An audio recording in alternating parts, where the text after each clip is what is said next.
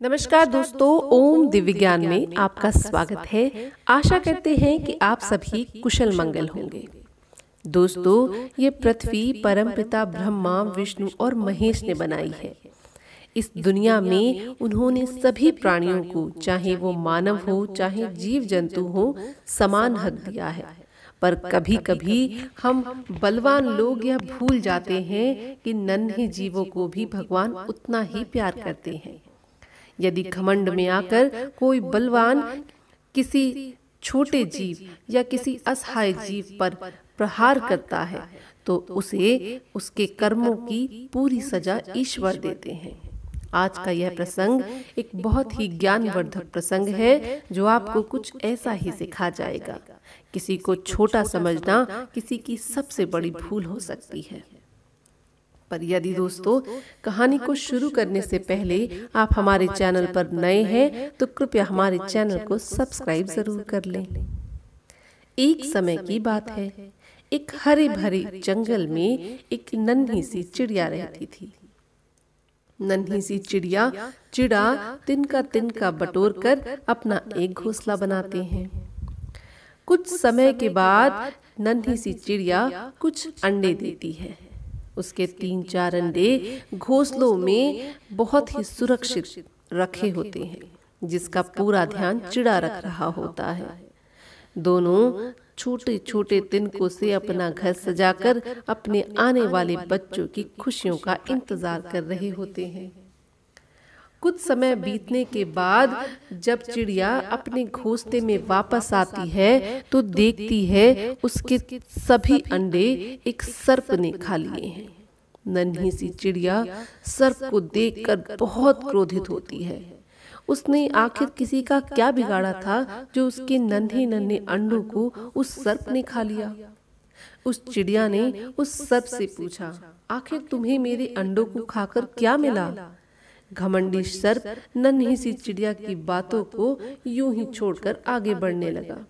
चिड़िया ने फिर सर्प से कहा, आखिर तुमने मेरे अंडे क्यों खा लिए? सर्प ने चिड़िया को गुस्से में देखा और कहा, यहाँ से चली जाओ वरना तुम्हें और तुम्हारे चिड़े को भी मैं खा जाऊंगा। तुम जैसे नन्हे जीवों के मैं मुंह नहीं लगता। यह बोलकर सर्प आगे बढ़ने लगा। चिड़िया बहुत क्रोध में थी, पर क्योंकि वह नन्ही सी थी तो करती भी क्या। रोने के अलावा इस समय उसके पास कोई और चारा नहीं था। चिड़े ने चिड़िया को बहुत समझाया। उसने कहा, यह दुष्ट सर्प तुम्हें और मुझे भी खा जाएगा। चिड़िया, चलो किसी दूसरे वृक्ष पर चलते हैं। चिड़िया बहुत रोई और जाकर एक दूसरे वृक्ष पर चिड़िया और चिड़ा रहने लगी। फिर मेहनत करके उन्होंने एक घोंसला बनाया और फिर कुछ समय बाद चिड़िया ने अंडे दिए। अब इस समय चिड़िया और चिड़ा बहुत ही सावधानी से उन अंडों की देखरेख करने लगे। फिर एक समय चिड़िया खाना लेने के लिए गई थी। आकर देखा तो फिर उसके अंडों को उसी सर्प ने खा लिया था। इस बार चिड़िया को बहुत ज्यादा गुस्सा आया और उसको कुछ भी सूझ नहीं रहा था।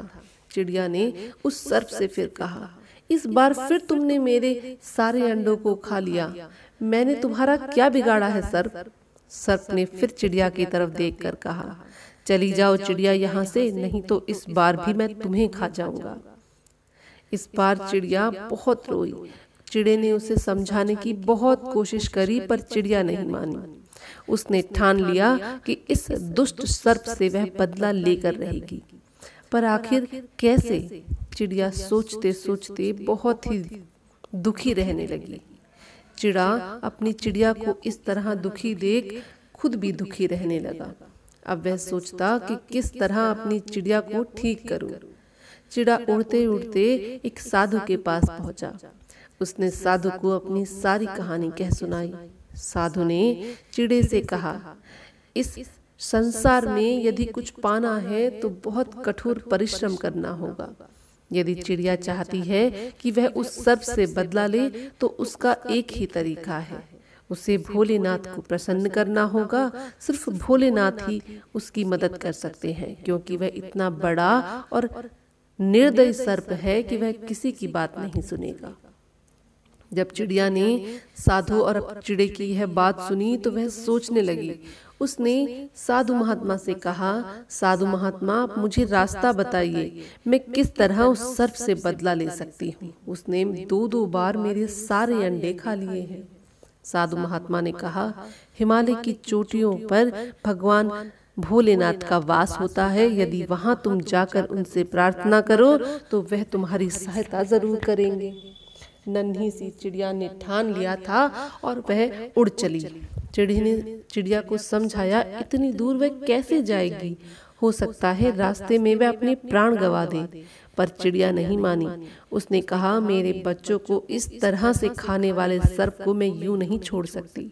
जिस तरह उसने मेरे अंडों को खाया है, न जाने कितने पशु पक्षियों के अंडों को वह खा जाएगा। मुझे उसे सबक सिखाना ही होगा। और चिड़िया यह कहकर उड़ चली। उड़ती उड़ती चिड़िया न जाने कितने दिन कितनी रात प्यासी भूखी रही, पर उसने अपनी जिद नहीं छोड़ी।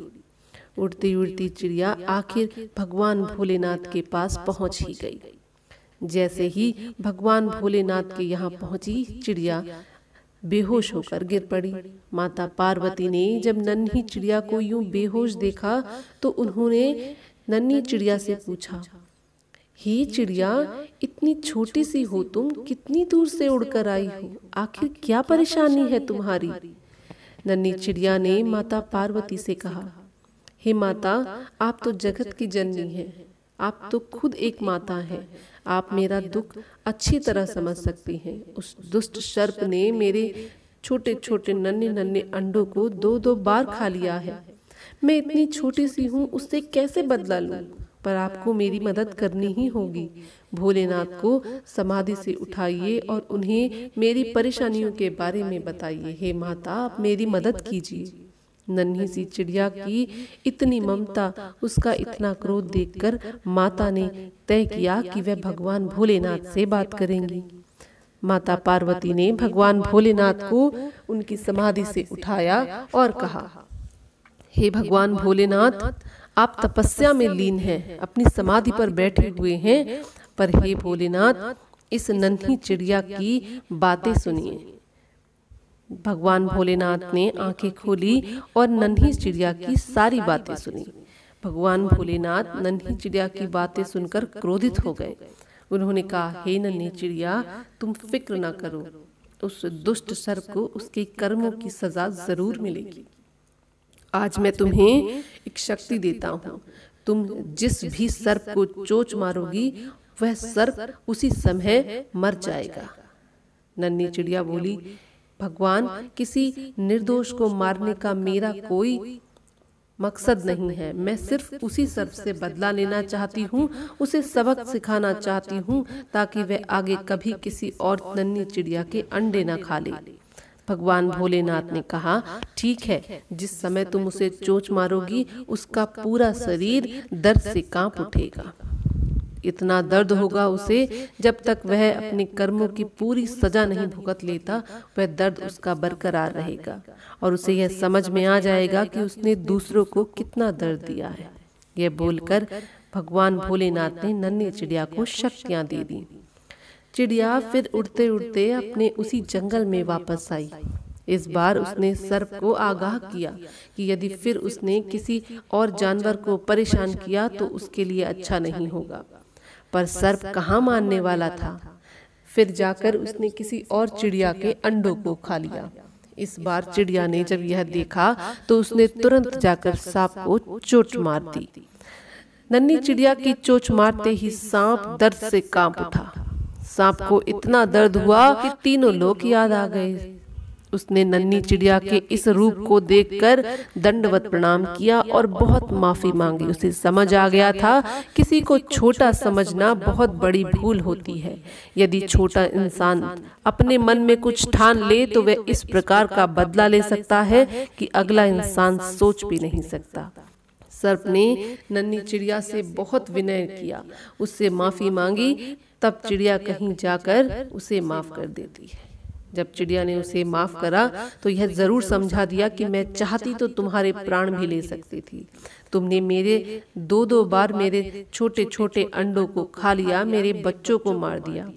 यदि मैं बदला लेना चाहती तो तुम्हें मार भी सकती थी, परंतु बदला लेना मुझे अच्छा नहीं लगा। लेकिन तुम्हें यह समझाना कि किसी को दुख देना कितना दुखदाई होता है, ये जरूरी था। यदि इसके बाद कभी फिर तुमने किसी चिड़िया को परेशान किया, किसी जीव जंतु को परेशान किया, तो मैं तुम्हें वहां खड़ी मिलूंगी। तुम्हें दंड देने के लिए मैं जरूर आऊंगी। यह बोलकर चिड़िया और चिड़ा उड़ चले। अब इस बार चिड़िया और चिड़ा नए पेड़ पर गए। उन्होंने फिर से अपना घोंसला बनाया और अंडे दिए, पर इस बार किसी सर्प ने चिड़िया के अंडे नहीं खाए और चिड़िया के 3-4 बच्चे हो गए। चिड़िया ने अपने बच्चों को देखकर अपने पति से कहा, जब कोई बलवान किसी को बहुत ही तुच्छ समझ ले तो उसे सबक सिखाना जरूरी होता है। इस तरह चिड़िया और चिड़ा खुशी से रहने लगे। दोस्तों, यह नहीं सोचना चाहिए कि छोटा कुछ कर नहीं सकता। यदि वह अपने पूरे जोश में आ जाए तो वह बड़े से बड़े पर्वत को काट सकता है। अगर आप किसी को छोटा समझते हैं, खुद को बलवान समझते हैं, तो समय ऐसा चक्र घुमाता है कि आपको उसी छोटे इंसान की जरूरत सबसे ज्यादा पड़ेगी। किसी को बेवजह ना सताएं, किसी को परेशान ना करें। ईश्वर सदा ही सबका कल्याण करे।